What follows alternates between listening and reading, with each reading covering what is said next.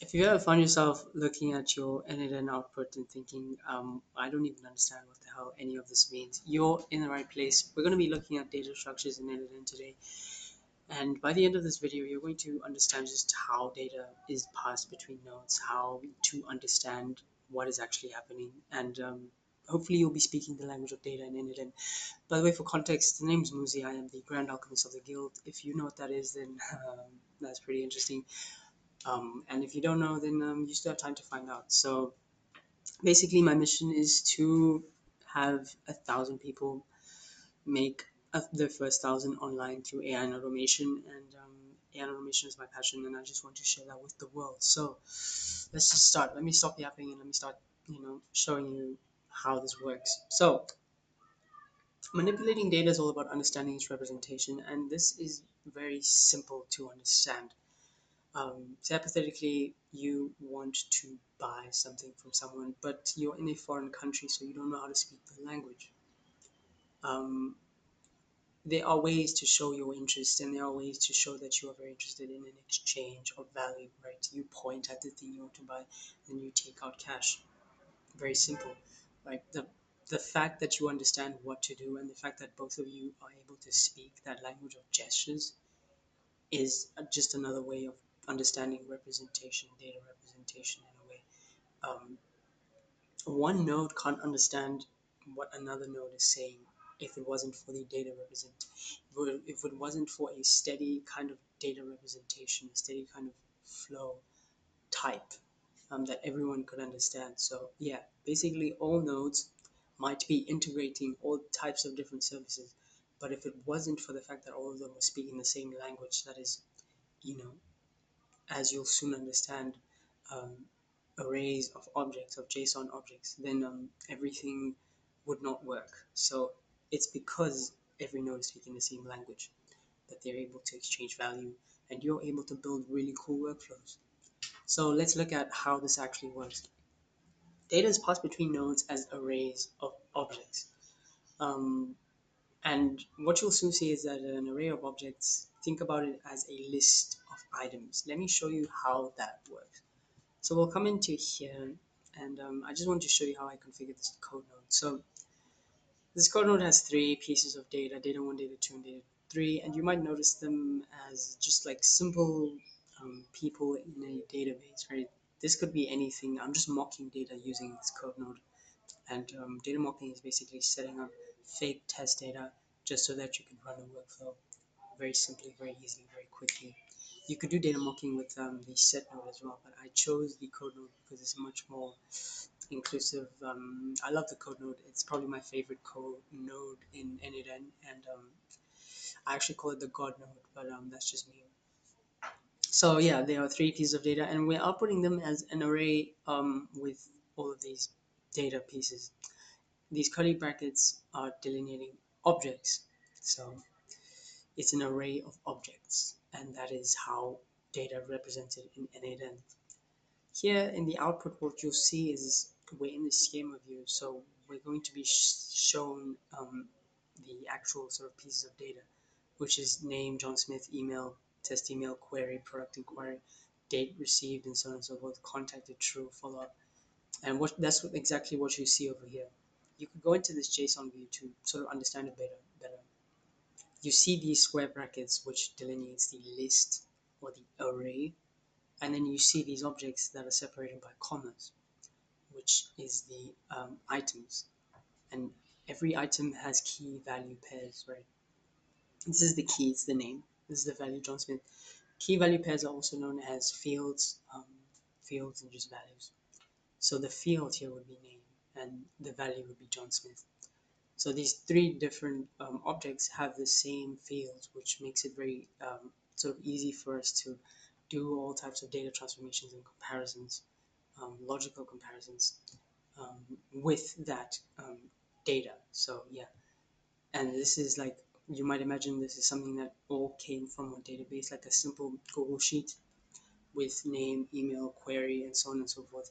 And these are different, like three different people that are stacked, one on top of the other. You just think about it like that. Um, Whatever you see in that table view, right? I could show you a table view. whatever this is something that you might see in a Google Sheet, but this is how it's represented in n8n, just as a list of items, an array of objects. That's how you should be thinking about it. Um, it's very simple.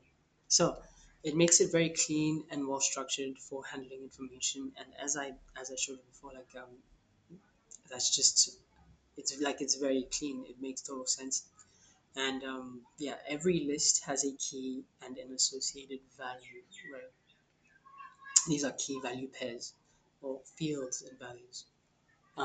Let's move on. So data moves through nodes in a very sort of like it's in a way that you might understand, but you also might not understand it. And let me explain to you. So what n8n does is, so data enters from the left. So it comes in, and then each node has its own internal logic that it's running on.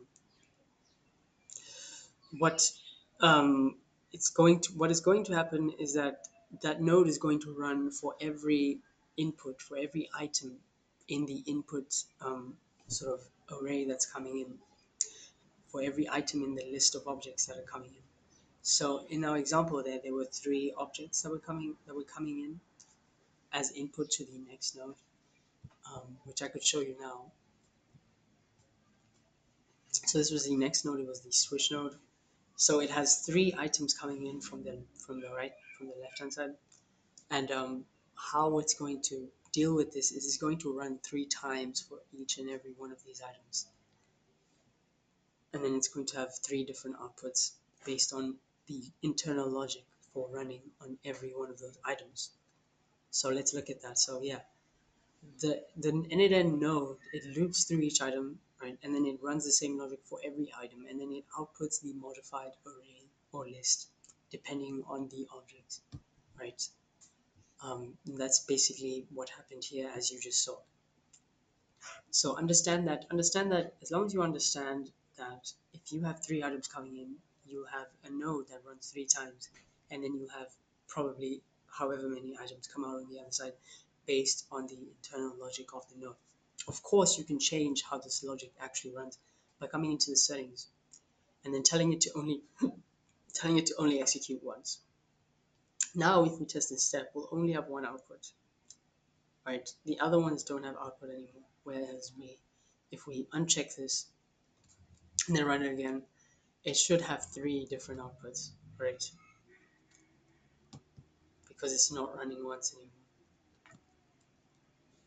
Okay, so let's talk about data mocking, which is, I think, probably like a very cool concept. Data mocking is using fake test data, you know, just to test out your workflows. So it makes it easy to test out your workflows without all the hassle of like integrations, because what you normally find out is that there are limitations to using APIs or like connecting to services. Like services always rate limit you, so like you can only access them a certain number of times per month, or you could only access them um, at certain times depending on where you live. Before connecting to live APIs and databases, it's always more useful to test with mock data that looks just like the representation of data that you'd find coming out of that API, right? And as I said before, you could set up mock data with set nodes and code nodes, exactly as I did over here in this previous node here. So I set everything up. This is just test data for data coming out of a Google Sheet. So yeah, data mocking is very useful. So the code node is the God node, as I said before. And what you have to understand JavaScript so that you could use the God node, unfortunately.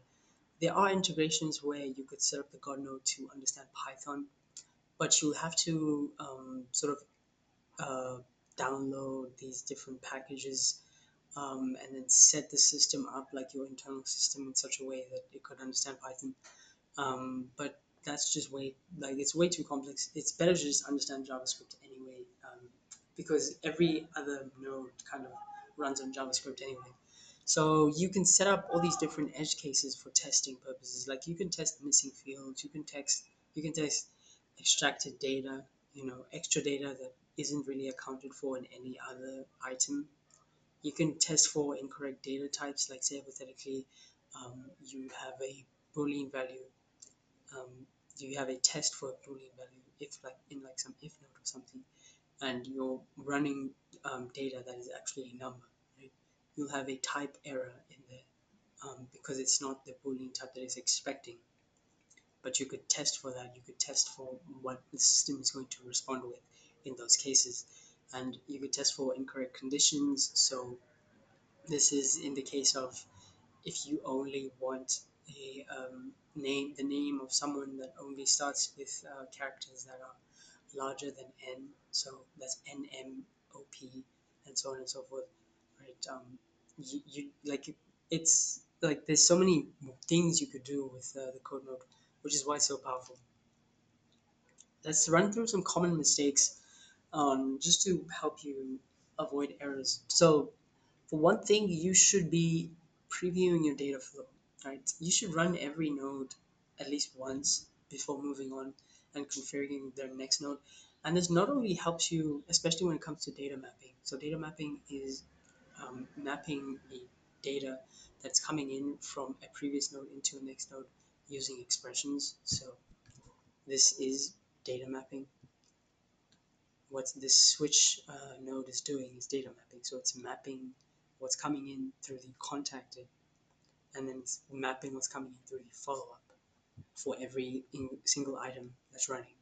That's data mapping and data linking, right? When you're previewing your data flow, you not only have data, like you not only have executed data mapping um, to sort of check your workflow with, but you also have ways that you can um, sort of be able to look at your workflows and figure out just how things are actually coming together. Like when you test your nodes one at a time, you're able to get a much better view of how things are working on the back end, I guess you could say. Another thing that you have to understand is to avoid handling giant objects. So what giant objects means is maybe it could be some binary file that you just downloaded, like you downloaded some massive video. Don't be handling that because it's way too big and n8n might break. Giant objects could also be like objects with a ton of information inside them. So something like HTML data, where you're scraping a website and you're just storing it. Like you don't want to be handling that for way too long because again, workflows don't want to handle too much data. Um, Also, another common mistake is to always check. Common mistake that people don't make is that you have to be checking node outputs for correct logic.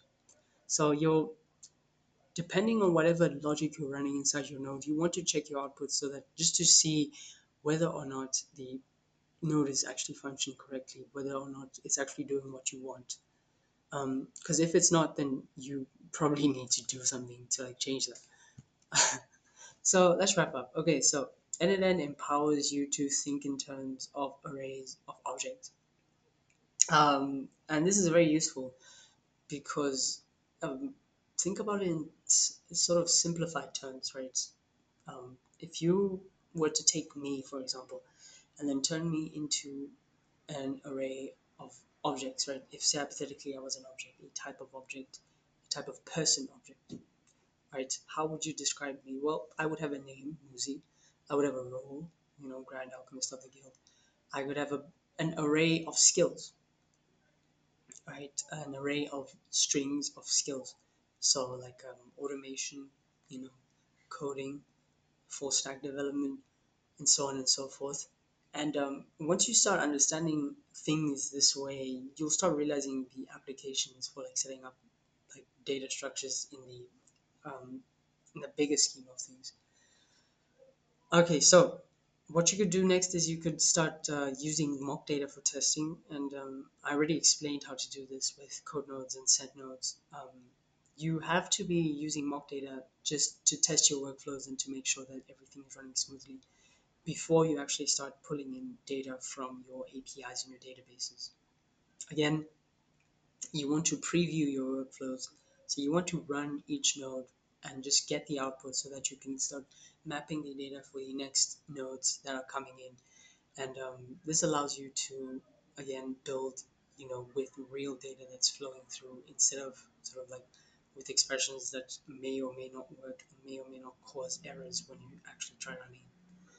And all of this is going to allow you to design scalable automations, right? Because when you're not using hard-coded values, when you're using expressions that are flowing through, um, even before sort of grabbing something from your API, you can still be grabbing data which looks just like something your API would give you, which is very useful for you.